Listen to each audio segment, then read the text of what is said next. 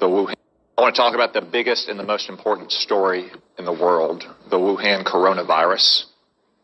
This coronavirus is a catastrophe on the scale of Chernobyl for China, but actually it's probably worse than Chernobyl, which was localized in its effect.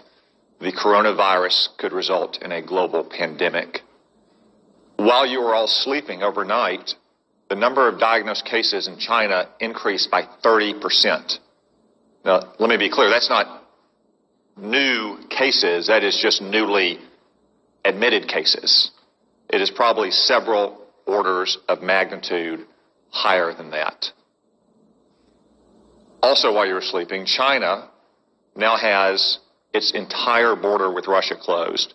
2,600 miles, Russia has closed that border. El Al has shut down travel between Israel and China. Air France has shut down travel between China and France. And that's in addition to all the other countries that have already shut down travel. From what we know so far, and there's still many unknowns, this virus could have both a long incubation period, as much as 14 days, and individuals could be contagious while asymptomatic, which was not the case with SARS in 2003. Furthermore, from some cases, it appears the virus could be aerosolized, which means it doesn't require the kind of contact that you have with, say, a married couple kissing each other or a family living in close quarters in a hotel or apartment, but rather the distances we are all sitting apart right now. Yet China is still lying about all of this. They've been lying about it from the very beginning, and you don't need their history of lying about SARS in 2003, though it is relevant here. You just have to see what's happened over the last 2 months. We now know that the first case manifested no later than December 1, even though China didn't reveal it to the WHO until a month later on December 31st, when they continued to hide it from their own citizens. And they continued to say that it had been contained inside Wuhan. Today, it is in every single province in China. They also claimed for almost 2 months, until earlier this week, that it had originated in a seafood market in Wuhan, that locals had contracted it from animals in, say, bat soup or snake tartare. That is not the case. The Lancet published a study last weekend demonstrating that of the original 40 cases, 14 of them had no contact with the seafood market, including patient 0. As one epidemiologist said, that virus went into the seafood market before it came out of the seafood market. We still don't know where it originated. Could have been another seafood market. Could have been a farm. Could have been a food processing company.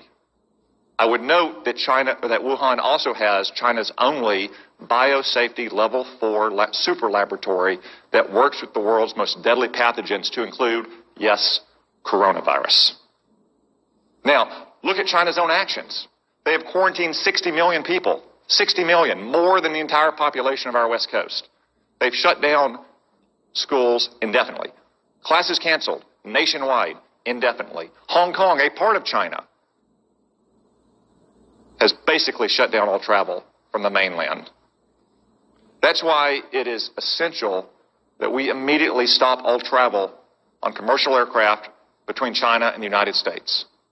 Making exceptions, of course, for American citizens to come back, as we just brought back yesterday. Allowing essential trade to flow as long as crews on ships and aircraft are not allowed to go into the general population in America. And making exceptions, of course, for medical personnel to go into China to try to get a handle on this.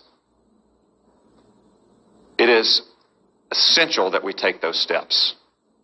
And essential that we get to the bottom of China's deceit and incompetence on this measure. And gentlemen, I raise this with you because you are responsible in your combatant commands for some countries that have the most fragile public institutions, to include the most fragile public health institutions in the world.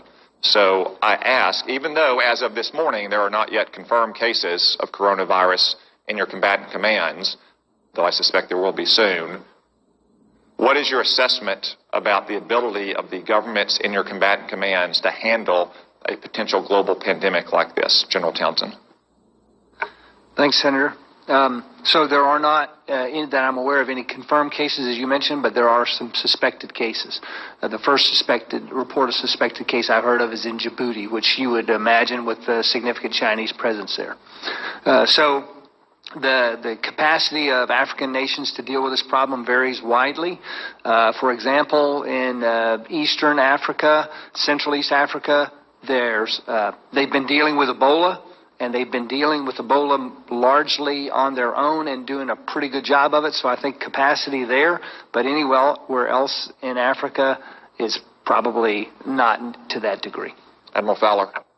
The Venezuela crisis has already strained the social services of many of the nations. As you're aware, Senator, we had to deploy the hospital ship Comfort twice in 1 year to last deployment 12 different nations, and in one 5-day span it can do the equivalent of a whole month for a region of some of the major countries. So I would be extremely concerned.